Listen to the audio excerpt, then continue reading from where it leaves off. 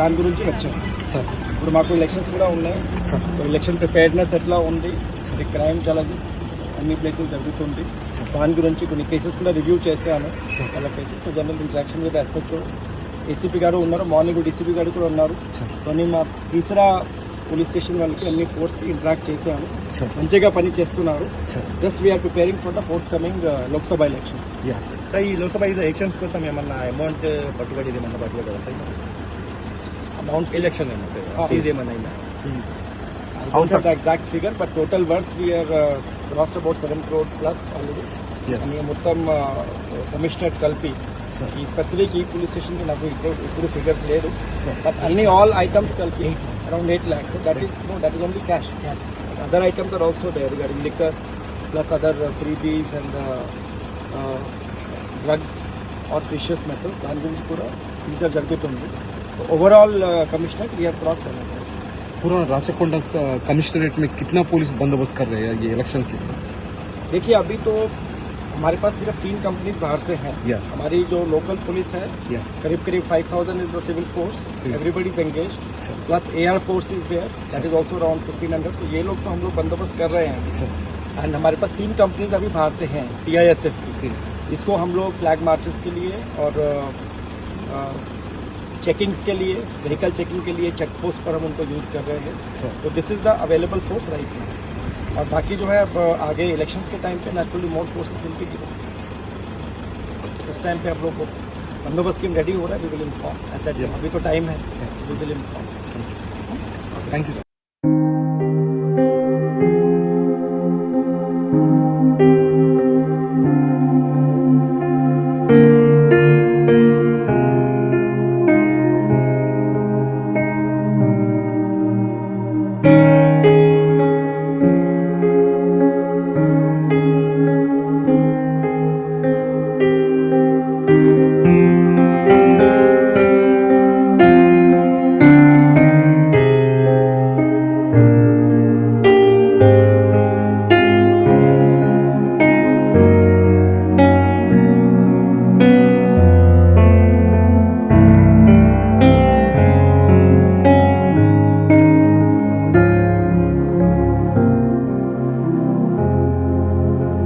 వాళ్ళందరికీ good morning. యాక్చువల్గా మన భారతదేశంలో కావచ్చు, ప్రపంచంలో కావచ్చు, ఎక్కడ మతాలు కులాలు అనేవి ఎక్కడ లేవండి. ఇవి మనం అర్థం చేసుకునే యొక్క మన ఆలోచన పరిధిని బట్టి, మన యొక్క జీవన శైలిని బట్టి, మన చుట్టూ ఉన్నటువంటి వాతావరణాన్ని బట్టి మనం అర్థం చేసుకుంటున్నాం తప్ప ఎక్కడ ఏ గ్రంథంలో, ఏ మత గ్రంథాలలో ఇది మతము అని ఎక్కడ ప్రతిపాదించలేదు. ఇప్పుడు ఇస్లాం తీసుకోండి, ఇస్లాం అనేది మతం కాదు, ఇది ఒక శాంతి సందేశం. ఇది ఒక శాంతి సందేశం. అది ఎవరిచ్చారంటే ద ఆల్మైటీ గాడ్, ఎవరైతే మనం అరబిక్లో అల్లా అనుకుంటున్నామో, అల్లా తన మెసెంజర్స్ ద్వారా, తన ప్రాఫిట్ ముహమ్మద్ సల్లల్లాహు అలైహి వసల్లం ద్వారా ఇచ్చినటువంటి ఆ శాంతి సందేశాన్ని ఎవరైతే పాటిస్తున్నారో వాళ్ళని మనం ముస్లిమ్స్ అంటున్నాం. ఆ ముస్లిం అనేది ఈ మధు కావచ్చు, ఇక్కడ నరసింహరావు కావచ్చు, అక్కడ ఉన్నటువంటి షఫీబాయి కావచ్చు, ఎవరైనా కావచ్చు, ఆ శాంతి సందేశాన్ని పాటించి తన జీవనాన్ని సుగమం చేసుకుంటూ చుట్టూ ఉన్నటువంటి వారిని అసలు నిజం ఏంటిదని దావత్ ఇచ్చుకుంటూ ఒక ఆనందమైనటువంటి జీవితాన్ని కలిపే వాళ్ళందరినీ ముస్లిమ్సే అంటారు అనమాట. సో అది ఒక శాంతి సందేశమే తప్ప ఒక మతం కాదు. హిందూ మతం అనేది కూడా ఎక్కడా లేదండి, ఏ గ్రంథంలో పేర్కొనబడదు. సనాతన ధర్మం అనే పేర్కొనబడింది. ధర్మం సనాతన మీన్స్ మంచిది, అనాతన మీన్స్ ఎప్పటి నుంచో వస్తున్నది. ఎప్పటి నుంచో వస్తున్నటువంటి ధర్మాన్ని అందరూ పాటించడం చెప్పింది కూడా సనాతన ధర్మమే, హిందూ ధర్మం. అండ్ ఇంకా క్రిస్టియానిటీ కూడా ఇట్స్ నాట్ ఒక మతం కావచ్చు. క్రిస్టియానిటీ అంటే క్రీస్తు చెప్పినటువంటి ధర్మ మార్గాలను పాటిస్తూ ముందు జీవనాన్ని కొనసాగించేటువంటి ఒక సమూహాన్ని క్రిస్టియానిటీ అని పేర్కొనడం తప్ప ఇక్కడ ఎక్కడ మతాలు లేవు, కులాలు లేవు. మనం చేసినటువంటి పనులు బట్టి, మన ఆలోచన విధానం బట్టి, మనం చేసిన దాన్ని బట్టి మనం డివైడ్ అయ్యామే తప్ప మన అందరం ఒకటే. ఈవెన్ బైబిల్ తీసుకోండి, బైబిల్ తీసుకుంటే యెహోవా ఒక్కడే అంటారు అనమాట. సరే అది అరామిక్ లాంగ్వేజ్ కావచ్చు, అరబిక్ లాంగ్వేజ్ కావచ్చు, ఇంక ఇటాలియన్ కావచ్చు, సాంస్క్రిట్ కావచ్చు.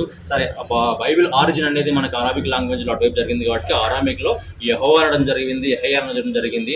యెహోవా మీన్స్ ఇస్ ఆల్మైటీ, ఒకటే అనడం అనమాట. అండ్ మన భగవద్గీత తీసుకోండి, ఏకం బ్రహ్మం ద్వితీయం నాస్తి, బ్రహ్మ ఒక్కడే, దేవుడు లేడు. బ్రహ్మ మీన్స్ క్రియేటర్, పుట్టించేవాడు ఎవడు? దేవుడు. అది ఒక్కడే అని చెప్తున్నాను అనమాట. అండ్ ఇస్లాం తీసుకోండి, లా ఇలాహ ఇల్లల్లాహ్, దేవుడు ఒక్కడే, ఇంకొకటి లేడని చెప్తున్నాను కదా. అందరూ ఒక్కడే అని చెప్తున్నారు. ఎలాంటి అర్థం లేదు. అంటే సింపుల్ ఏంటంటే, ఫర్ ఎగ్జాంపుల్ ఒక i20 హుండాయ్ కారు ఉంది, అదొక హుండాయ్ కంపెనీ తయారు చేస్తుంది అనుకోండి. అండ్ నేను ఒక పర్ఫెక్ట్ డ్రైవర్ని, నేను డ్రైవింగ్ రూల్స్ ప్రకారం నేర్చుకున్నా, డ్రైవింగ్ లైసెన్స్ తీసుకున్నా. అండ్ మా ఫ్రెండ్ ఒక ఆయన ఇప్పుడిప్పుడే నేర్చుకుండు, ఇంకొక 50 సంవత్సరాల నుంచి నేర్చుకుండు. అందరూ హుండా ఐడెంటిటీ కార్డ్స్ని తోలుతారు, కానీ ఈ రోజు ఉదయం తెల్లారంగానే హుండా అనుకుంటుంది, ఈ రోజు పోయి ఈ ఐడెంటిటీ కార్డ్ అనుకుంటుంది, ఒక పోయి గుద్దాలని చెప్పేసి అనుకోదు కదా. అది ఏ విధంగా యాక్సిడెంట్ జరుగుతాయి? ఎవరైతే డ్రైవింగ్ చేస్తారో ఆ డ్రైవర్ యొక్క పనితనాన్ని బట్టి యాక్సిడెంట్ జరుగుతాయి. అంటే ధర్మం ఒక్కటే. ఇక అర్థం చేసుకున్న వాళ్ళు ఎవరంటే డ్రైవర్స్ అనమాట. హుండా అనేది నథింగ్ బట్ ఒక కార్ అనేది, అది బైబిల్ కావచ్చు, ఖురాన్ కావచ్చు, భగవద్గీత కావచ్చు. కానీ దాంట్లో కూర్చొని డ్రైవ్ చేస్తున్నారు కదా, వాళ్ళు దాన్ని అర్థం చేసుకునే తీరు, ఎక్కడ ఎక్సలేటర్ వేయాలి, ఎక్కడ బ్రేక్ వేయాలి, ఎక్కడ స్టార్ట్, ఎలా విధంగా పోవాలని రూల్స్ తెలుసుంటే ధర్మాన్ని అందరికి ఒక విధంగానే అర్థమవుతుంది. సో మత గ్రంథాల తప్పు ఎక్కడా లేదు. దాన్ని అర్థం చేసుకొని మాట్లాడే వాళ్ళు, దాన్ని అర్థం చేసుకుని సొంత వాక్యాలు రాసుకునే వాళ్ళు వాళ్ళది తప్పు. అర్థమవుతుంది నేను చెప్పింది. So drivers makes mistake, car never. Car అనేది మిస్టేక్ చేయదు. మతం అనేది ఎప్పుడు తప్పు చెప్పదు. దాన్ని అర్థం చేసుకునే మన యొక్క పరిజ్ఞానాన్ని బట్టి. ఇంకొకటి ఏంటంటే, ఈ గుళ్ళు, మసీదులు, ఈ చర్చిలు ఎందుకు పెట్టారో ఒక చిన్న కామన్ సెన్స్ అనమాట. ఇది ఎందుకు పెట్టారో తెలుసా? నా ఆలోచన విధానం వేరు, నేను దేవుడు అంటే ఇంకా వేరేది అనుకుంటా, లేకపోతే సమాజం అంటే ఇంకో నాకు వేరే కాన్సెప్ట్ ఉంటుంది. నాకు అర్థం చేసుకునే విధానం వేరు. ఎందుకంటే నాకు మా అమ్మ నాన్న చదువుకోలేకపోవచ్చు, లేకపోతే బాగా చదువుకున్న వాళ్ళే ఉండొచ్చు. ఒక్కొక్కరు డిఫరెంట్ ఫ్యామిలీస్కి మనకు ఉన్నటువంటి సోషో ఎకనామికల్ ప్రాబ్లమ్స్ వల్ల అండ్ మనకున్నటువంటి పరిస్థితుల వల్ల అర్థం చేసుకునే సామర్థ్యము, భాషా పరిజ్ఞానము అండ్ మత గ్రంథాల్లో వచ్చినటువంటి ఏవైతే ఉన్నాయో అవి డిఫరెంట్గా ఉండొచ్చు. దాన్ని అర్థం చేసుకోవాలంటే ఏం కావాలి? మనకంటే ఎక్కువ అర్థమైనటువంటి పండితులు కావచ్చు, ఇమాం సాబులు కావచ్చు, పాస్టర్స్ కావచ్చు, పురోహితులు కావచ్చు, గురువులు కావచ్చు, వాళ్ళు కావాలి. మరి వీళ్ళందరూ మన ఇంటికి వచ్చి చెప్తారా? చెప్పరు కదా. మన అందరం ఒకే దేవుడిని పూజిస్తానికి ఎక్కడికి పోతున్నామో ఆ కామన్ ప్లేస్ ఏంటిది? గుడి కావచ్చు, చర్చ్ కావచ్చు అండ్ మసీదు కావచ్చు. అక్కడికి పోతే సామూహికంగా ఒక అందరూ గ్రూప్ ఏర్పడుతుంది. ఆ గ్రూప్లో విషయ పరిజ్ఞానం ఎక్కువ ఎవరైతే ఉన్నారో వాళ్ళు మనకు వచ్చిన డౌట్స్ని క్లారిఫై చేయడం వల్ల మనం ఈజీగా తెలుసుకోవచ్చు అనమాట. అంతే తప్ప మేమంతా ఒకటే గ్రూప్ కాబట్టి ఒక దగ్గరికి పోయి మజాజ్ చేస్తున్నాం, ఒక దగ్గరికి పోతున్నాం చెప్పుకుంటాను కాదు. చివరిగా ఏంటిదంటే, శాంతిగా జీవనం సాధించడానికి మన గ్రంథాలలో ఏమి చెప్పబడింది అది తెలుసుకుంటానికి, అది కరెక్ట్గా తెలుసుకుంటానికి. అంతే తప్ప దీంట్లో డిఫరెన్సెస్ కానీ దేవుడు మీ దేవుడు మీకే, మా దేవుడు మాకే, దేవుడు ఒక్కడే. ఇప్పుడు ఫర్ ఎగ్జాంపుల్ మనం ఇక్కడ కీసర్లో ఉన్నాము, ఆంధ్రప్రదేశ్లో, తెలంగాణలో ఉన్నాము. ఏ భాష మాట్లాడతాము? తెలుగే మాట్లాడతాము. అండ్ అమెరికాలో ఉన్నవాడు ఏది మాట్లాడతాడు? ఇంగ్లీషే మాట్లాడతాడు. అండ్ ఇస్లాం కంట్రీస్లో ఉన్న వాళ్ళు ఏమాడతారు? అరబిక్, హిందీ అవి మాట్లాడతారు. అంటే మనుషులు ఒక్కలే, కానీ వాళ్ళ యొక్క పుట్టిన ప్రదేశాలను బట్టి వాళ్ళు మాట్లాడే భాష వేరు, కానీ భాషలో ఉన్నటువంటి మీనింగ్ ఒకటే. అది ఎప్పుడు తెలుస్తుంది అంటే, నాకు ఒక ఇంగ్లీష్ మంచిగా అర్థమై ఉంటే వాడు ఏది మాట్లాడినా నా భాషలో కన్వర్ట్ చేసుకొని నా భాషలో ఉన్నటువంటి లాంగ్వేజ్ని ఉపయోగించుకుంటా. అంతే తప్ప అక్కడ గాడ్ అంటే ఇక్కడ ఇంకేదో అనే మీనింగ్ కాదు, ఇక్కడ దేవుడు అంటే ఇంకేదో మీనింగ్ కాదు.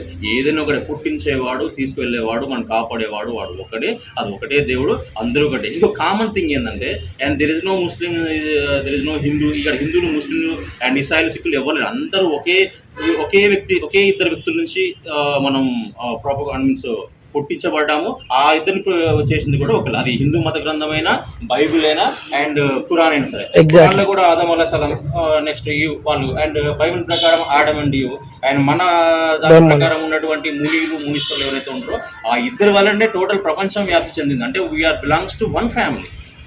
మన తల్లిదండ్రులు ఒకళ్ళే, మన పూర్వీకులు ఒకళ్ళే, అన్నదమ్ములే. కాకపోతే పుట్టిన ప్లేసు, మనకు ఉన్నటువంటి భాషా పరిజ్ఞానం, మనకున్న జీవన శైలి గురించి మనం డివైడ్ చేయబడ్డమే కాదుగా.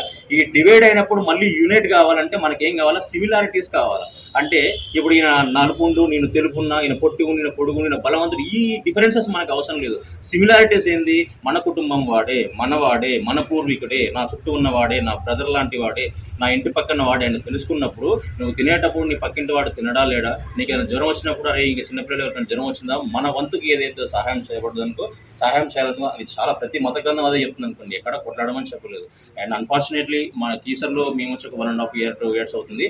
అసలు అంత ముందు కానీ ఇప్పటి వరకు ఎక్కడ కమ్యూనల్ ప్రాబ్లం లేదు. అన్ఫార్చునేట్లీ మొన్న జరిగింది, అది కూడా ఒక మనందరికీ ఒక మన టెస్టింగ్ లాంటిది. అంటే అది జరగాల్సిన సిచ్యువేషన్ జరగకూడదు, తర్వాత పక్కన పెడితే ఒక విషయము, ఒకటి ఏదైనా ఒక ప్రతికూల పరిస్థితులు ఎదురైనప్పుడు మన స్వభావం తెలుస్తుంది. మనిషి యొక్క స్వభావం రెండు విధాలు తెలుస్తుందండి. ఒకటి ఒంటరిగా ఉన్నప్పుడు వాళ్ళ ఆలోచన విధానము, రెండోది వానికి బాగా కోపం వచ్చినప్పుడు ఏ విధంగా ప్రవర్తిస్తుంది అనేది. మన సిచ్యువేషన్ జరిగినప్పుడు చాలామంది పెద్దలు, చాలామంది మన సోదరులు అండ్ సవర్గా ఉండి, అంటే దాన్ని శాంతియుతంగా ఉండి దాన్ని ముందుకు తీసుకెళ్లారు. అంటే సిచ్యువేషన్ జరిగినప్పుడు మీరు ఏ విధంగా రియాక్ట్ అవుతారు అనేది అల్లాహ్ తాలా మనకి ఇచ్చినటువంటి ఒక ఎగ్జామినేషన్ తప్ప ఇప్పటి నుంచి ఈ రంజాన్ అనేది నాట్ ఓన్లీ